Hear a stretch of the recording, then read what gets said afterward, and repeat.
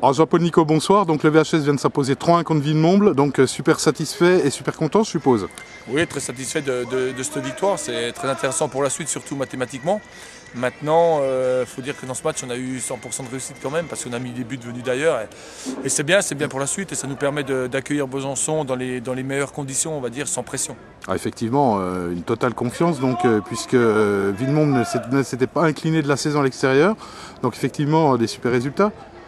Ouais, des super résultats. Maintenant, on a vu qu'aussi ça a gagné encore derrière. Donc il faut prendre les points. Nous, on l'a dit, hein, on continue notre petit bonhomme de chemin. Il faut qu'on prenne les points pour essayer de se maintenir le plus rapidement possible. Mais il y a encore du boulot. Mais c'est très bien. Félicitations aux joueurs parce que ce soir, ils n'ont rien lâché. Il faut savoir que c'est un exploit quand même parce que cette équipe de Villemomble était invaincue à l'extérieur. Et c'est une grosse performance de notre part.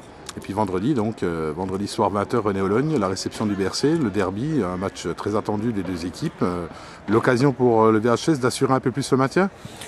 Oui, on va dire l'occasion, j'espère que ça va être un très beau derby, que les gens qui vont venir nombreux au stade et qui vont prendre du plaisir à voir ce derby, mais ça sera un derby sur le terrain, mais je peux vous dire que ça sera très amical en dehors du terrain parce que je pense que les deux clubs commencent à tisser des liens commence à bien s'entendre, je veux dire, et ça c'est bien pour toute la Franche-Comté. On ne peut effectivement que s'en féliciter pour sur le plan régional de l'entente, effectivement, de la meilleure entente, on pourrait dire, des deux clubs. Voilà, c'est bien pour la Franche-Comté. Maintenant, une petite chose, j'aimerais dire à tous les gens que Valentin Fauqui, il faut arrêter de lui parler de marquer des buts parce que c'est pas un buteur.